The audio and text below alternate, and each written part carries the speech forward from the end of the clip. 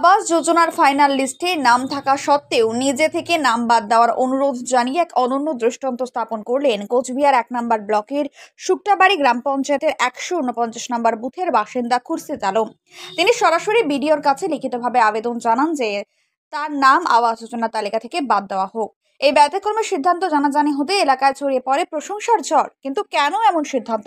সংবাদ মাধ্যমকে খুরশিদ আলম কি জানিয়েছেন শুনবো। এই বক্তব্যে আবেগপ্রবণ হয়ে পড়েন অনেকেই।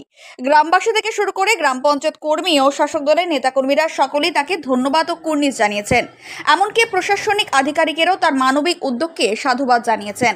এই ঘটনাটি নতুন দৃষ্টান্ত গড়েছে সমাজে নিজের সুবিধার কথা না ভেবে প্রকৃত প্রয়োজন মতো অন্যকে অগ্রাধিকার দেওয়ার এই ভাবনা নিঃসন্দেহে শিক্ষণীয়। শুনবো এই বিষয়ে শুক্তাবাড়ি গ্রাম পঞ্চায়েতের সদস্য অঞ্চল চেয়ারম্যান প্রশংসনীয় বার্তা দিলেন সাধারণ মানুষের জন্য। আজকে জানা গেল যে আপনার নামে আপনার ঘরের লিস্টে নাম উঠেছে এবং সেই ঘরটা নাকি আপনি রিটার্ন করলেন গভর্নমেন্টের কাছে, কি বলবেন এই বিষয়ে?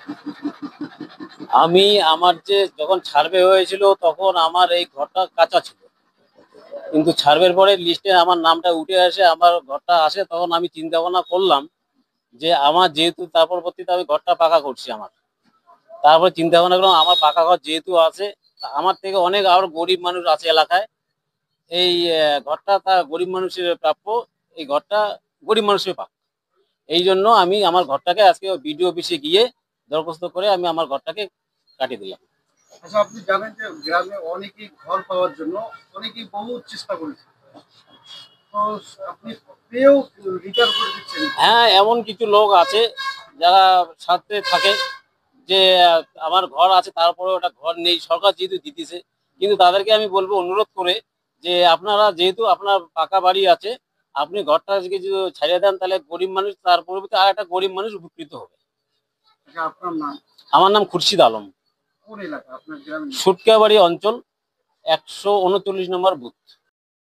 আপনার বুঝে খুরশিদ আলম তিনি ঘর কিন্তু ছেড়ে দিয়েছে ইতিমধ্যে, আবাস যোজনার ঘর, মানে এই বিষয়ে কি বলবেন? আমি যেহেতু এই এলাকার পঞ্চায়েত সদস্য, উনি আমার বুথের লোক এবং আমাদের দলেরই একজন বুথ সদস্য, প্রাক্তন বুথ সদস্য, তো ওনার এই উদ্যোগকে আমি অবশ্যই সাধুবাদ জানাই।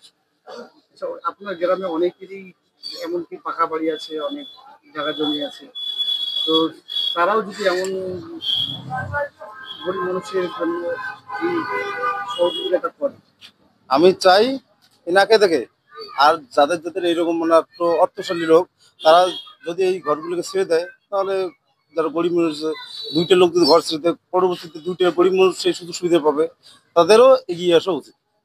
আপনার গ্রামে কি এরকম ছেড়ে দেওয়ার লোক আছে কি?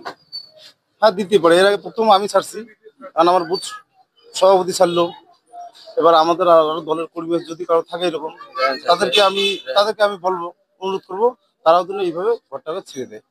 আপনার নাম? আমার নাম আবু আলম আহমেদ, কি দায়িত্ব রয়েছে? আমি এই এলাকার পঞ্চায়েত সদস্য। ১৩৯ নম্বর বুথের খুরশিদ আলম, তার নামে ঘরের লিস্টে নাম উঠেছে এবং তিনি ঘরটি রিটার্ন করে দিয়েছেন। আজকে ভিডিওতে অ্যাপ্লিকেশন দিয়েছেন ঘরটি রিটার্ন, তো কি বলবেন এই বিষয়ে? আমি এই খবরটা যখন শুনলাম খুরশিদ ভাইয়ের কাছে, যে আমাকে বলা হলো যে আমার নামে ঘর স্যাংশন লিস্টে নাম আছে, বাট আমার তো ঘর ইতিমধ্যে আমি পাকা করে ফেলেছি, তো সে ঘরটা আমি রিটার্ন করতে চাই।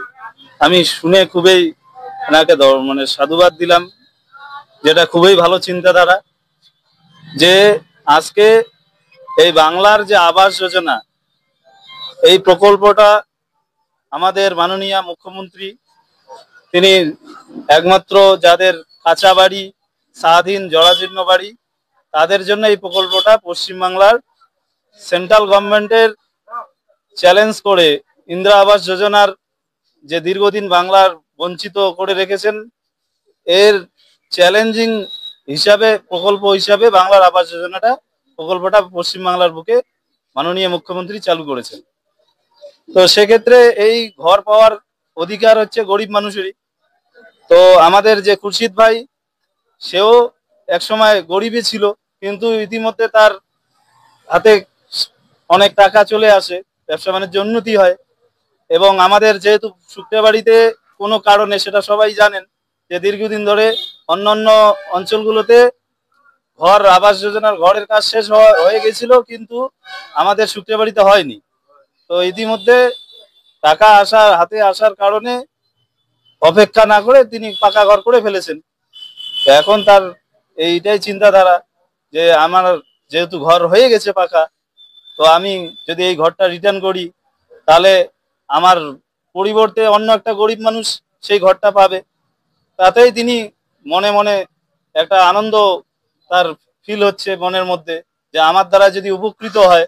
তো এই জন্য আমি খুরশিদ ভাইকে সাধুবাদ জানাচ্ছি। এই রকম যদি আমাদের সমাজের মধ্যে লোক এগিয়ে আসে তাহলে আমাদের সমাজ ব্যবস্থাটাও খুব উন্নত হবে এই দিকটাও। এবং সৎ মানুষগুলো এইভাবে এগিয়ে আসলে আমাদের যে মুখ্যমন্ত্রীর স্বপ্ন আছে সেই স্বপ্নটাও বাস্তবায়িত করতে সুবিধা হবে।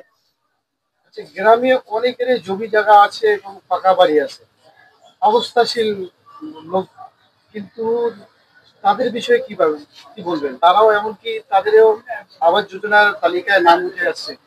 সেটা আমাদের যে PWL এর সুপার চেকিং চলছে, আধিকারিকগণ আমাদের যারা আছেন আধিকারিকগণ তারা সুপার চেকিং করছে।